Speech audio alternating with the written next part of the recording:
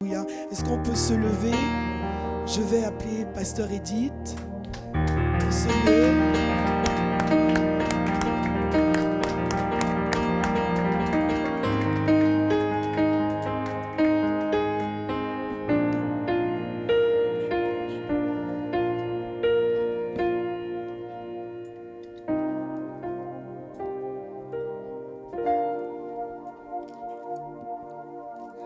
Amen.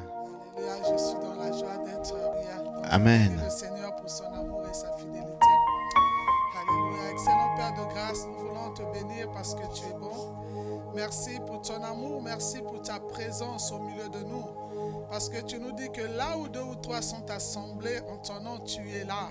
Seigneur, nous sommes rassemblés en ce jour, Seigneur Papa, en ton nom. Et nous croyons que tu es là, Seigneur, et tu nous fais du bien.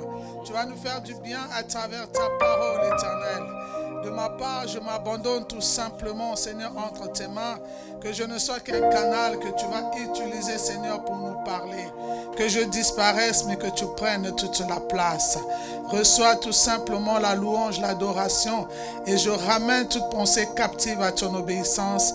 Et que tout soit soumis à toi, Père. Au nom de Jésus-Christ. Amen. Amen. Alléluia. Dans ce que je voulais partager avec nous, mon thème a été déjà, qui se rappelle, qui c'est?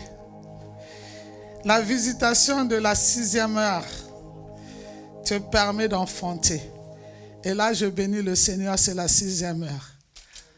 La 6e heure, c'est l'heure de midi, mais c'est la 6e heure. Donc, nous allons regarder notre parole, c'est dans l'histoire que nous allons partager. C'est l'histoire de la femme samaritaine qui a été visitée à la 6e heure, qui a eu une rencontre, une visite inattendue de la part de notre Seigneur. Et en ce jour où nous célébrons la Pentecôte, et je sais que ça va être aussi une visitation pour toi. Amen. Alléluia. Amen. Le Seigneur va aussi te rencontrer dans tes difficultés, peu importe ta vie, peu importe. Mais je sais une chose, que Dieu est fidèle. Il est le même encore hier, aujourd'hui, éternellement. Ce qu'il a fait hier, il le fait encore aujourd'hui. Parce qu'il n'a pas changé. Et c'est vraiment, c'est un message qui a été dès le début de ce mois de juin, qui a été imposé sur mon cœur. Je dis, mais Seigneur, c'est quoi? C'est tout simplement, c'est venu la visitation de la 6e heure. Te permet d'enfanter. Comme la vision, le message qu'il m'a donné pour cette année, c'était l'enfantement. Alléluia. Nous sommes dans une saison d'enfantement. Et là, nous sommes à la 6e heure. La 6e heure, tu vois, le 6e mois, là où Marie avait été visitée aussi. C'était le 6e mois qu'elle a été visitée, où le Saint-Esprit a accompli les promesses de Dieu dans sa vie. Alléluia. Donc, notre parole que nous allons partager, c'est dans Jean 4. Jean 4, nous lirons à partir du verset 3. Alléluia. Nous allons lire à partir du verset 3. Donc, on va aller, je ne sais pas combien de minutes que j'ai. La parole de Dieu me dit, je lis à partir du verset 3. Là, on parle de Jésus qui... Alors, il quitta la Judée et retourna en Galilée. Comme il fallait qu'il passât par la Samarie, il arriva dans une ville de Samarie nommée Sychar, près du champ que Jacob avait donné à Joseph son fils. Là se trouvait le puits de Jacob. Jésus, fatigué du voyage, était assis au bord du puits. C'était environ la 6e heure. Une femme de Samarie vint puiser de l'eau. Jésus lui dit, « Donne-moi à boire. » Car ses disciples étaient allés à la ville pour acheter des vivres. La femme samaritaine lui dit, « Comment toi qui es juif, me demandes-tu à boire, à moi qui suis une femme samaritaine? » Les Juifs, en effet, n'ont pas de relation avec les Samaritains. Jésus lui répondit, « Si tu connaissais le don de Dieu, et qui est celui qui te dit, donne-moi à boire, tu aurais toi-même demandé à boire, et tu l'aurais donné, il t'aurait donné de l'eau vive. Seigneur, lui dit la femme, tu n'as rien pour puiser et le puits est profond. D'où aurais-tu donc cette eau vive? Es-tu plus grand que notre père Jacob, qui nous a donné ce puits et qui en a bu lui-même, ainsi que ses fils et ses troupeaux? Jésus lui répondit, quiconque boit de cette eau aura encore soif, mais celui qui boira de l'eau que je lui donnerai n'aura jamais soif. Et l'eau que je lui donnerai deviendra en lui une source d'eau qui jaillira jusque dans la vie éternelle. La femme lui dit, Seigneur, donne-moi cette eau, afin que je n'ai plus soif et que je ne vienne plus puiser ici. Verset 16. Va, lui dit Jésus, appelle ton mari et viens ici. La femme répondit, je n'ai point de mari.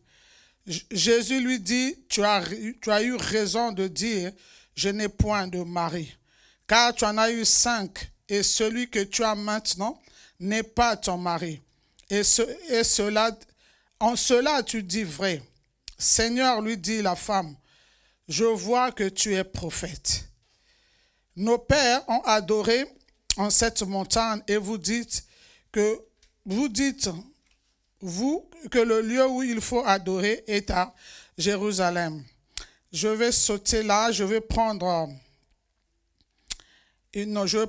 à partir du verset 27. Non, je prends le verset, voilà. Non, bon, c'est pas grave, je vais continuer. Je prends à partir du verset 23. Mais l'heure vient et elle est déjà venue, où les vrais adorateurs adoreront le Père en esprit et en vérité, car ce sont les adorateurs que le Père demande. Dieu est esprit et il faut que ceux qui l'adorent en esprit et en vérité. La femme lui dit, je sais que le Messie doit venir, celui qu'on appelle Christ. Mais quand il sera venu, il nous annoncera toutes ces choses. Jésus lui dit, je le suis, moi qui te parle.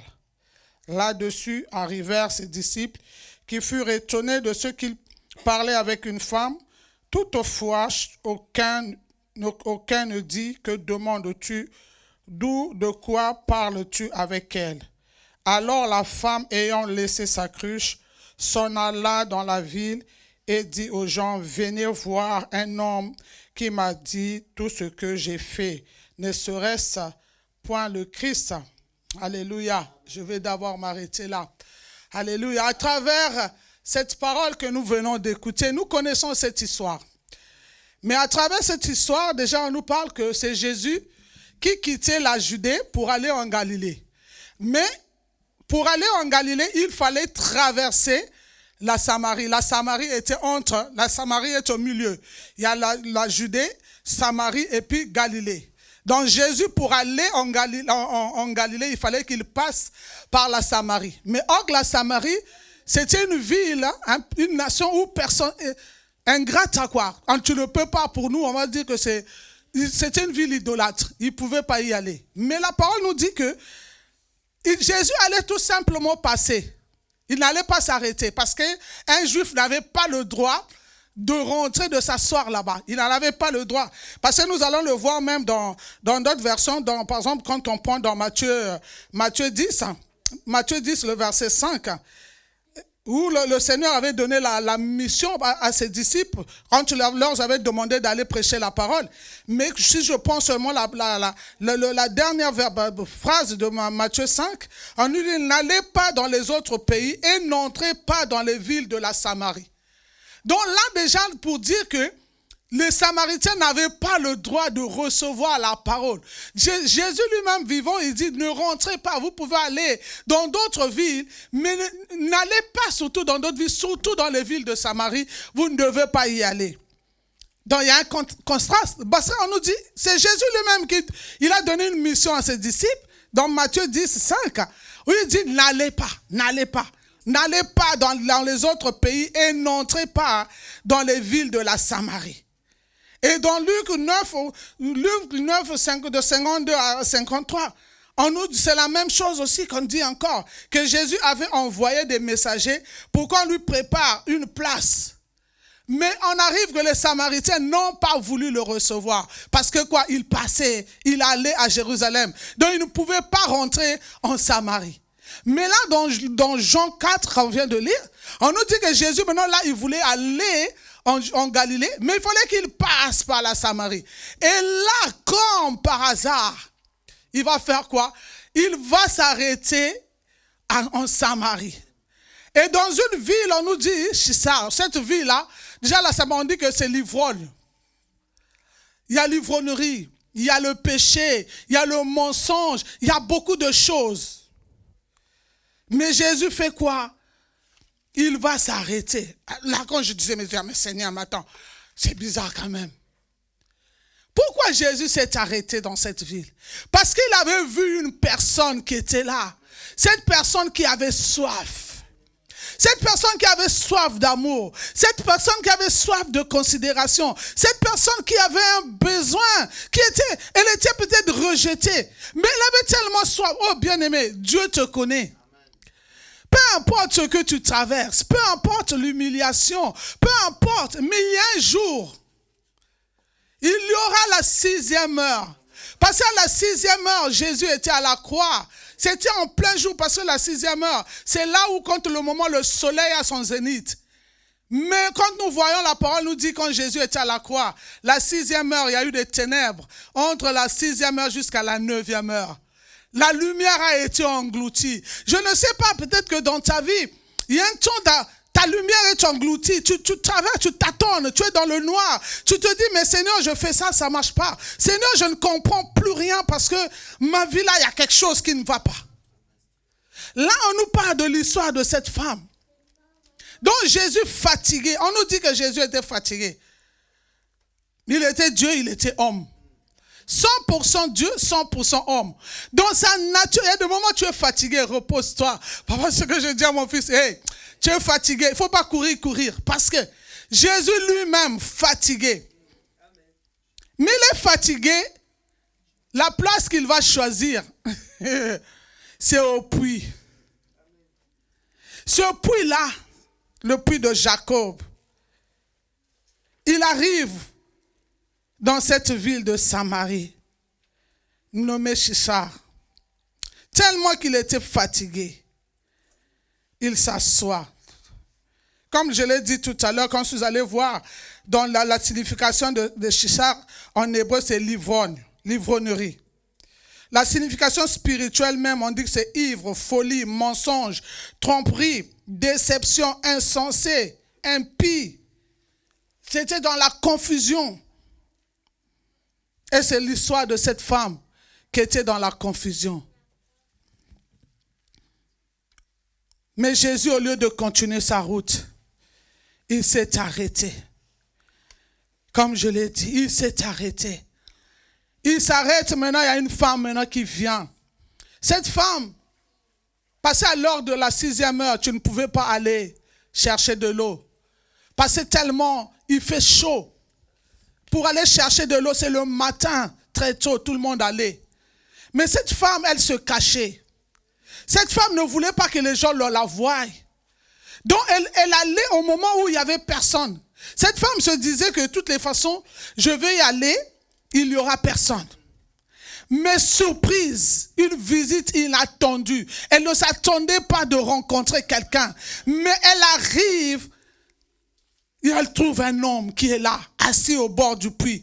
Dit, mais mince, comment je vais faire? Un homme. Mais je croyais qu'il n'y avait personne. Oh, bien-aimé. Il y a des moments où tu vas te dire, bah, attends là, il n'y avait personne qui me voit. Je peux sortir, je peux aller. Personne ne me voit. Mais Dieu te voit. Même si tu es dans ta maison. Ah, mais je peux voir, il n'y a personne, les enfants ne sont pas là, il n'y a rien. Mais Dieu te voit. Il te voit, bien-aimé, ton œil te voit.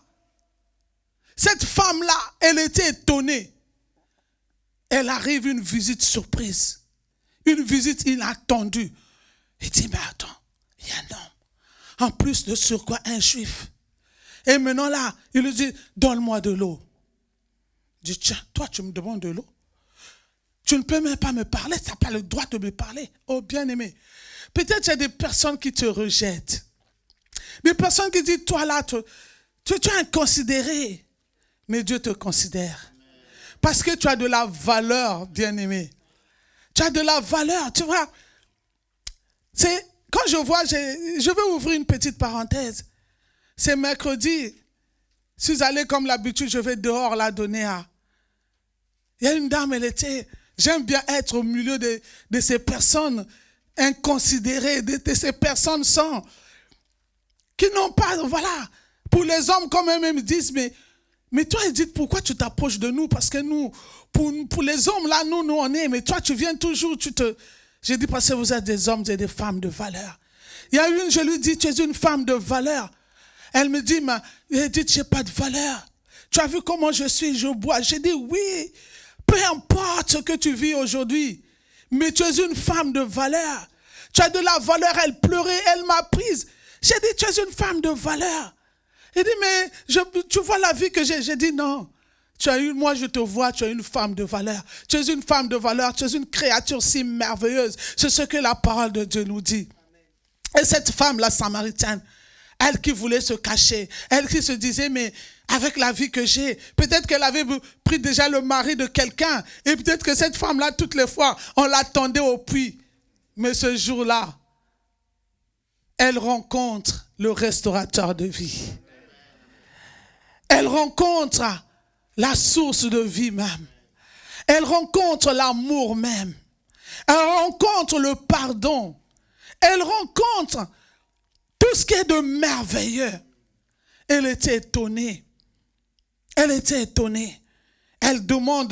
Jésus lui demande de l'eau.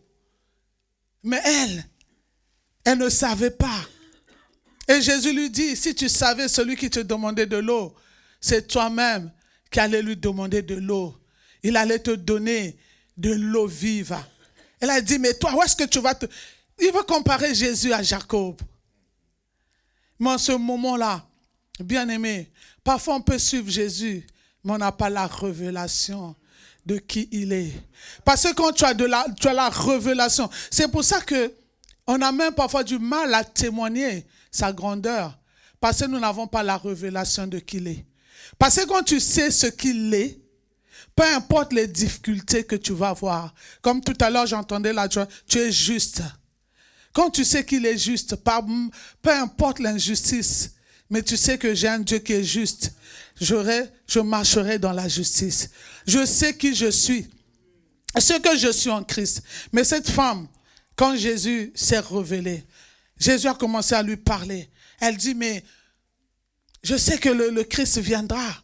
Il va nous parler de ces choses. Waouh! Une femme samaritaine, une femme qui n'avait pas de considération, elle va recevoir la révélation. Jésus lui dit, je suis le Christ, moi qui te parle. Waouh! Je suis le Christ, moi qui te parle. Bien-aimé, quand tu as la révélation, peu importe, les gens peuvent te dire, mais tu es une femme. Tu n'as pas à te lever devant les hommes à parler. Tu es un enfant. Tu ne peux pas te lever devant les hommes pour parler. Qui es-tu, toi? Mais je sais ce que je suis en Christ. Elle a reçu la révélation. Et quand Jésus l'a dit, elle dit, j'ai soif. Donne-moi cette eau vive. Jésus dit, va chercher ton mari. Après, je vais te donner. Elle dit, mais je n'ai pas de mari. Dans la version d'Alfred Cohen, on dirait qu'elle n'était pas mariée. Jésus connaît nos vies, comme je disais tout à l'heure. Notre passé, je n'ai pas besoin de raconter mon passé, parce que mon passé, il le connaît. Et il m'a pris, moi, de moment je suis là, je pleure, je dis, hey, quand je vois ma vie défiler, je dis, ya Seigneur, là tu m'as pris là. C'est pour ça, Saint-Esprit, aide-moi à écrire mon livre. Je pleure. Je pleure. Je dis, demain là, je vais avoir 60 ans bientôt. Je dis, Seigneur, moi 60 ans, c'est pas possible. Je n'y crois même pas parce que personne ne pouvait, comme disait ma mère, il y a des moments parfois je faisais un peu la tête comme tout enfant. Et ma mère, elle disait en notre patois, Ah, nge ta mekani. Nga mukalaba banda wontama. Et donc ça veut dire que toi, si ce n'est pas moi là, qui t'amène partout, ta tombe, tu allais déjà être morte, enterrée, ta tombe devait être déjà faite. Parce que j'étais tout le temps malade.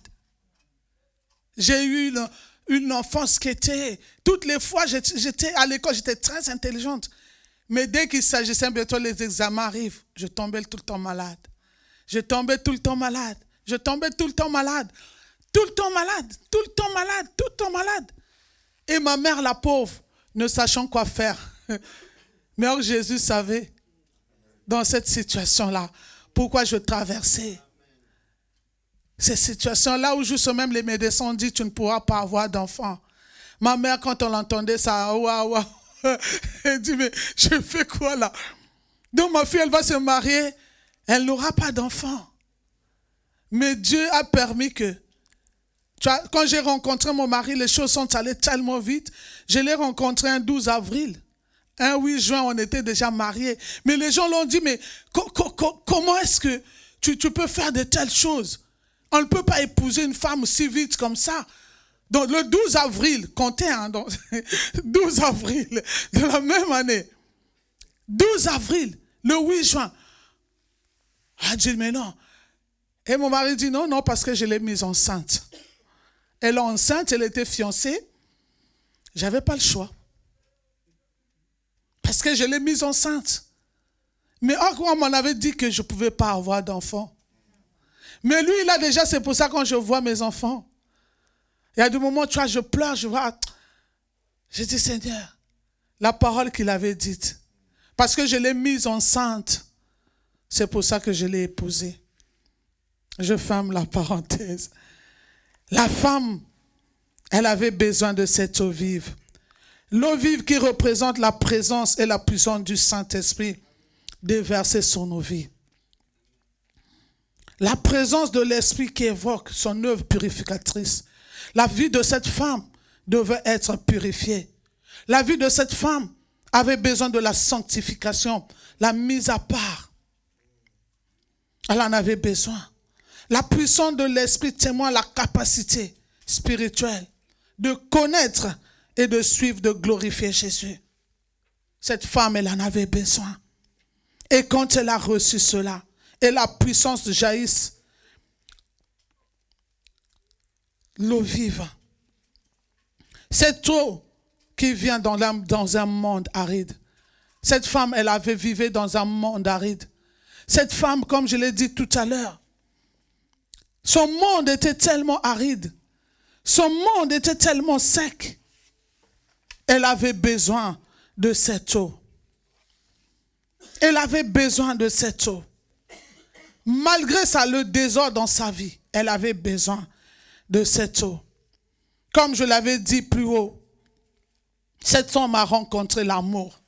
Parce que comme elle était dans ce monde aride, elle avait soif de l'amour, comme je l'avais dit, de la paix, de la joie, de la considération. Et la visitation de la 6e heure. Là, nous sommes, c'est la 6e heure, il est midi 25. La visitation, elle a été visitée. La parole nous dit, quand elle a reçu la révélation, elle a fait quoi? Elle a déposé la cruche qui l'identifiait. Qu'est-ce qui t'identifie, mon frère, ma soeur? Qu'est-ce qui t'identifie? Peut-être que tu as rencontré Christ, mais qu'est-ce qui t'identifie dans ta vie? Peut-être qu'il y a quelque chose qui t'identifie. Mais le Seigneur dit, venez à moi, vous tous qui êtes chargés, fatigués, je vous donnerai du repos. Elle a reçu, elle a déposé sa cruche. La 6e heure l'a affranchie. Elle a été affranchie à la 6e heure. Et ce qui était caché en elle, parce que la parole nous dit quoi? Quand elle a déposé sa cruche, elle a fait quoi? Elle qui avait cette vie insignifiante, elle qui avait peur de se montrer devant les gens, mais elle a déposé sa cruche. Mais pourtant, elle était venue pour chercher de l'eau. Elle n'avait plus besoin de cette eau-là. Elle a déposé sa cruche. Sa vie a été bouleversée. Et elle a fait quoi? Elle est allée dire, venez voir Bien-aimés, on ne peut pas, parce que le Seigneur Jésus lui-même nous a dit dans Acte 1, verset 8, quand le Saint-Esprit viendra sur vous, vous recevrez quoi? Une puissance. Comme je l'ai dit tout à l'heure, que l'eau vive représentait la puissance. Quand elle a reçu cela, là, elle pouvait aller témoigner. Là, elle est allée affronter toute une vie là. Venez voir un homme. Venez voir. Et pour moi, même si la parole ne le dit pas, elle avait une âme d'évangéliste. Elle a enfanté sa destinée d'évangéliste.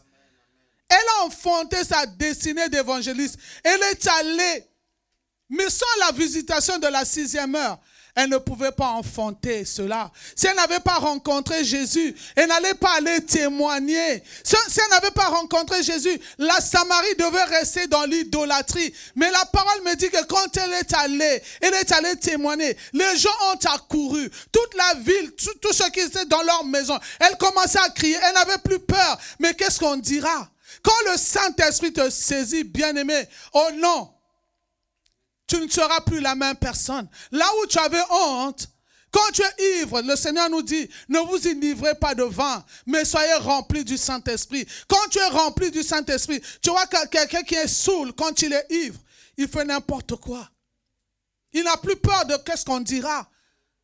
Il n'a plus peur. Il va faire des choses. Tu vas te dire, mais attends, mais c'est la même personne. Et cette femme, elle était ivre. Elle a oublié sa honte. Elle est allée. Et toute la vie, les gens ont accouru. Ils sont venus. Mais pourtant, Jésus, il avait dit au début, nous l'avons vu, c'était pour passer. Il n'allait pas s'arrêter. Mais si nous lisons plus loin, vers le verset, au verset 20, à partir du verset, je lis à partir du verset 33 de Jean 4, les disciples disent donc les uns aux autres, quelqu'un aurait-il apporté à manger? Jésus leur dit, ma nourriture est de faire la volonté de celui qui m'a envoyé et d'accomplir son œuvre. Ne dites-vous pas, il y a encore 4 mois jusqu'à la moisson. Voici, je vous le dis, levez les yeux et regardez les champs qui déjà blanchissent pour la moisson. Celui qui moissonne, je saute là et je prends le verset 40, je prends à partir du verset 39. Plusieurs Samaritains de cette ville crurent en Jésus à cause de cette déclaration formelle de la femme. Il m'a dit tout ce que j'ai fait. Le verset 40, quand les Samaritains vinrent le trouver, ils prièrent de rester auprès d'eux. Et il resta là 2 jours. Et un beaucoup plus grand nombre crurent à cause de sa parole.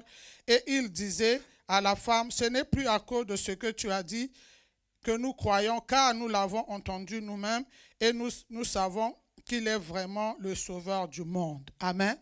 Cette femme, elle a accompli sa mission. Jésus qui allait passer, Jésus est resté là, combien? 2 jours. 2 jours, il est resté 2 jours. Mais pourtant, il allait passer tout simplement. On nous dit toute une ville, ils sont venus. Ils sont sortis de leur maison, ils ont tout laissé. Et là, ils ont cru le verset 42.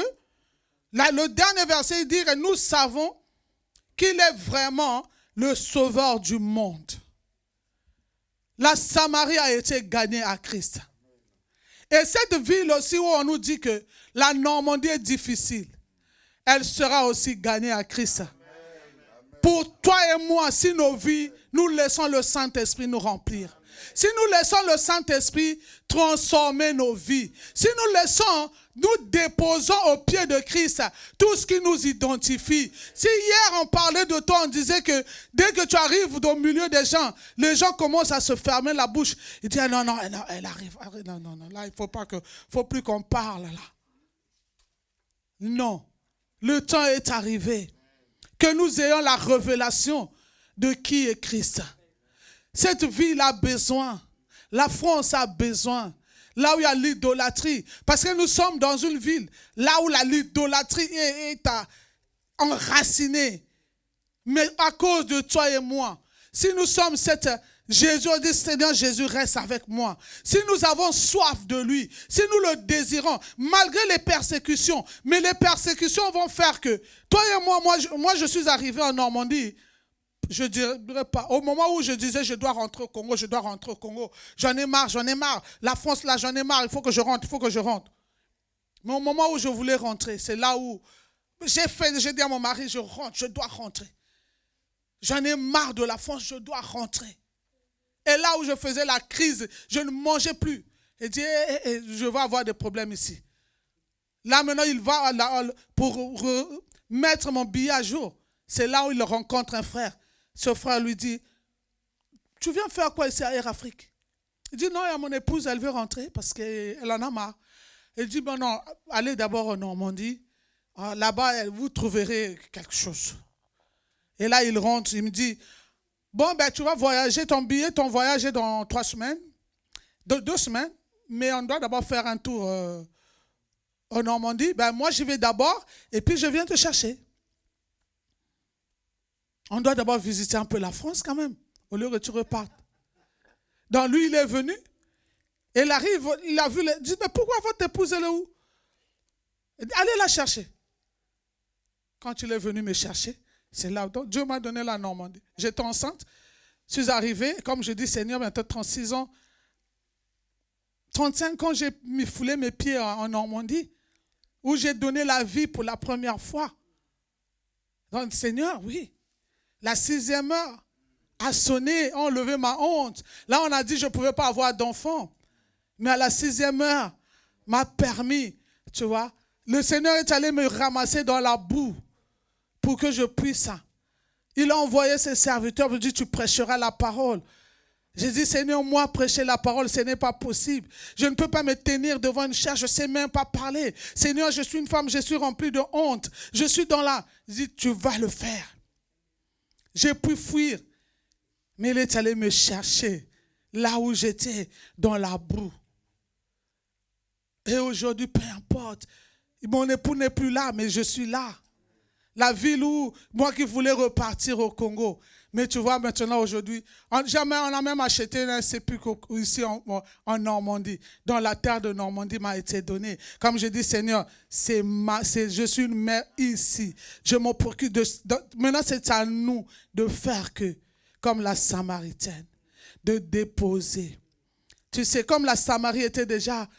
Notre Normandie, c'est... Le grand réveil est parti de la Normandie. Et nous croyons que si nous, peu importe ce que nous allons traverser, mais si nous tenons bon, le Seigneur va faire au-delà. Quand nous voyons l'histoire des apôtres, comme la Normandie était déjà, la Samarie était déjà préparée par Christ. Quand il y a eu la persécution, les disciples ont fui. Nous voyons dans Acte 8, quand Philippe est allé en Samarie, et pourtant il y avait l'idolâtrie en Samarie, il y avait la magie à gogo en Samarie, mais la puissance de Dieu a visité la Samarie. C'était quoi? C'était parti à cause de cette femme. Elle a enfanté sa destinée. Et toi aussi, bien-aimé, en ce mois de juin, la 6e heure, j'aime bien comme ici, la parole, on commence à la prêcher à la 6e heure. Et c'est la 6e heure, peu importe le soleil. Mais si tu rencontres le soleil de justice, parce que le soleil de justice, quand il descend, on peut lire quand même ce verset dans Malachie 4, Malachie 4, verset 2 à 3. Si on peut l'afficher ou pas? Ou non, ce n'est pas grave, je vais la lire. Malachie 4, verset 2 à 3. Cette femme elle a rencontré, Malachie 4, c'est le dernier chapitre de l'Ancien Testament. On nous dit dans Malachie 4, verset 2 à 3, on nous dit, mais pour vous qui craignez mon nom, s'élèvera le soleil de justice et la guérison sera sous ses ailes. Vous sortirez et vous sauterez comme les veaux d'une étable, et vous foulerez les méchants car ils seront comme de la cendre sous la plante de vos pieds au jour que je prépare, dit l'Éternel des armées. Amen. Ce jour-là arrive, bien-aimé. Tu vois, comme cette femme, elle a été étonnée, elle a été surprise, elle est sortie, elle a sauté, elle était dans la joie. Elle était dans la joie, comme on vient de le dire, de chanter, je suis dans la joie. Comme elle a rencontré le soleil de justice, la 6e heure, qui a fait quoi? Là où il y a le plein soleil, là où le soleil est à son zénith, le Seigneur a accompli sa parole. Et quand nous voyons, on va pas le lire, je finis là, quand on voit Abraham aussi, quand la visitation dans Genèse 18, le verset 1, c'était aussi le soleil était à son zénith. Le soleil était à son zénith quand il a été visité. Alors que le Saint-Esprit nous aide. Comme là, nous prions la Pentecôte, que le Saint-Esprit nous aide. De quoi ai-je soif? J'ai soif de quoi? Celui qui a soif, le Seigneur dit, des fleuves de vie jailliront de son sang. Alléluia. Comme cette femme, elle avait soif. Seigneur, j'ai soif de ta présence. Seigneur, j'ai soif de ta présence. Quand nous désirons la présence de Dieu, dans sa présence, il y a tout, bien-aimé. Dans sa présence, il y a tout. C'est là où David pouvait dire, désirer, que j'aime bien dans le psaume 27, je lis, c'est un verset que j'aime bien, le psaume 27, de verset 4, là où la soif qu'avait David. David dit quelque chose, alléluia, que ça soit ton partage encore pour cette saison, pour que tu puisses enfanter ta destinée. Dans le psaume 27, David dit, je demande à l'Éternel une chose que je désire ardemment. Je voudrais habiter toute ma vie dans la maison de l'Éternel pour contempler la magnificence de l'Éternel et pour admirer son temple. Je voudrais habiter dans ta présence. Je veux désirer ta présence parce que sans la présence de Dieu, je ne peux pas enfanter ma destinée. La vie de la Samaritaine a changé parce qu'elle a été dans la présence. Elle a été dans la présence de celui qui change les vies, de celui qui restaure. Tu ne peux pas rencontrer Jésus et rester la même personne. Tu ne peux pas la rencontrer. Moi, j'étais une femme colérique. J'étais une femme qui aimait se battre. Tu me cherches, je ne parle pas. Je viens, je te cogne. Et j'avance. Quand on vient me dire, ah mais on a parlé de toi là-bas. Je ne cherche pas, je ne veux pas chercher à vérifier si ce qu'on a dit c'est vrai. Je viens seulement, je dis, toi là, viens d'abord. Voilà. On va là, à l'école, non, je ne pouvais pas faire qu'on joue avec mes frères. Ou non. Mon frère vient me dire, non, il y a quelqu'un, quelle que soit ta grandeur, je vais te prendre par les pieds, je vais te mettre par terre. Mais ce Dieu-là, c'est Jésus-là, il est venu. Alléluia, il a changé ma vie. Mes bien-aimés, nous avons besoin de lui. Ce midi encore, à 7 heures de la 6e heure, nous avons besoin, comme la Samaritaine, de quoi as-tu soif? J'ai soif de ta présence. Que le Saint-Esprit, bien-aimé, le Seigneur, c'est une visite inattendue.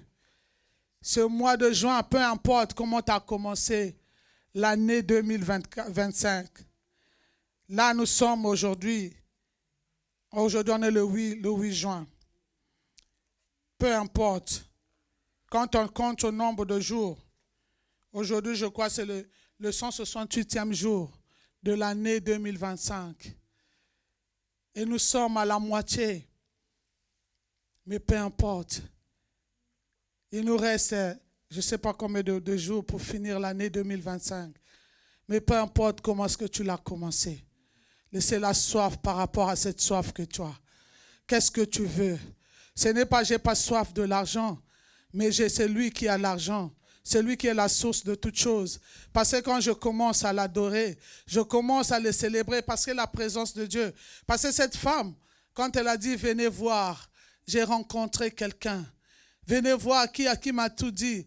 elle louait ce Dieu-là. Elle célébrait ce Dieu-là qui a changé, dit venez voir. Moi qui avais honte, moi qui ne pouvais pas paraître au milieu des gens, mais aujourd'hui je peux paraître au milieu des gens. Moi qui ont critiqué, aujourd'hui je peux lever la tête. Aujourd'hui moi qui, venez voir, moi qui hier j'étais, aujourd'hui je ne pouvais pas enfanter, mais aujourd'hui je suis maman. Venez voir, mais qui peut faire cela? C'est le Saint-Esprit. Là on dit, mais regarde, c'est là qui avait un caractère qui était, elle ne savait pas garder sa langue, mais aujourd'hui, mais qui a fait? C'est le Saint-Esprit. Tu arrêtes là, si le Saint-Esprit ne te permet pas de parler, tu ne peux pas parler. Si le Saint-Esprit ne te dit, ne va pas, voilà, peut-être tu étais là, tu courais, mais le Saint-Esprit te dit, non, reste là, je vais passer du temps avec toi. Qui va répondre la soif? C'est lui, là où j'avais peur. Nous avons vu Pierre, il avait peur. Mais le jour de la Pentecôte, sa peur est partie. Sa vie a été transformée. Il a parlé à cause de son discours. Il a gagné 3000 âmes. Oh, bien-aimé, quand on voit dans Acte 4, le 13, on va dire, mais c'est des personnes, ils ont vu, la parole dit qu'ils ont vu l'assurance qui était en eux. Il dit, mais c'est des hommes sans instruction. Bien-aimé, peut-être que tu n'as pas fait de grandes études. Peut-être que tu es insignifiant, peut-être que tu es né, je ne sais pas. Tu as été inconsidéré dans tout. Mais aujourd'hui, la visite de la 6e heure, la visitation de la 6e heure, si tu reçois cela, Seigneur, je veux ta visitation. Seigneur, j'ai besoin de toi. Saint-Esprit, j'ai besoin de toi. Saint-Esprit, j'ai besoin de toi. Saint-Esprit, j'ai besoin de toi. Nous avons besoin, Saint-Esprit. Saint-Esprit, j'ai besoin de toi. Saint-Esprit, j'ai besoin. Saint-Esprit, j'ai besoin de toi. Dans mes combats, j'ai besoin de toi. Saint-Esprit, j'ai besoin de toi. Dans mes imperfections, j'ai besoin de toi. Saint-Esprit, j'ai besoin de toi. Tu vois mon caractère, j'ai besoin de toi. Saint-Esprit, j'ai besoin de toi. J'ai besoin de toi, Saint-Esprit. Saint-Esprit, j'ai besoin de toi. J'ai besoin de toi, Saint-Esprit. Saint-Esprit, j'ai besoin de toi. On a soif de toi, Saint-Esprit. Saint-Esprit, j'ai besoin de toi. J'ai besoin de toi maintenant. Saint-Esprit, j'ai besoin de toi. Oui, tu vas lui dire encore. Dis au Saint-Esprit, j'ai besoin de toi. Je ne sais pas de quoi tu as soif. Dis-lui encore, j'ai besoin de toi. Dis au Saint-Esprit, j'ai besoin de toi. Saint-Esprit, je me livre à toi. J'ai besoin de toi, Saint-Esprit. C'est toi qui es l'enseignant par excellence. J'ai besoin de toi, Saint-Esprit.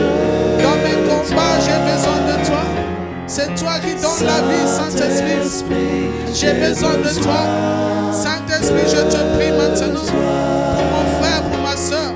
Saint-Esprit, viens prendre la tête de nos combats. Viens prendre le contrôle de nos vies, Saint-Esprit. Saint-Esprit, nous sommes ton peuple. Nous avons besoin de toi, Saint-Esprit. Ton peuple a besoin de toi. Ton église a besoin de toi. Dans cette ville où nous sommes, où tu nous as amenés, nous avons besoin de toi. Pour gagner la ville de Caen, pour gagner la Normandie, nous avons besoin de toi. Seigneur, nous voici devant toi. Nous déposons à tes pieds, Seigneur, nos faiblesses, nos manquements, Seigneur. Nous avons besoin de toi. Jésus a dit, sans toi, nous ne pouvons rien faire. Oh Saint-Esprit, viens communiquer la vie là où la mort est passée. Viens communiquer la vie. Saint-Esprit, comme tu l'as fait dans la vie de Pierre, comme tu l'as fait dans la vie de Jean, nous avons besoin de toi. Nous avons besoin de toi. C'est toi qui impartes nos vies. Nous de toi. Viens nous délivrer de notre caractère. Tu connais nos caractères. Tu connais notre personnalité. Tu connais nos cœurs. Saint-Esprit, nous avons besoin de toi. Nous avons besoin de toi. Nous avons besoin de toi. Nous avons besoin de toi. Viens ranimer la vie.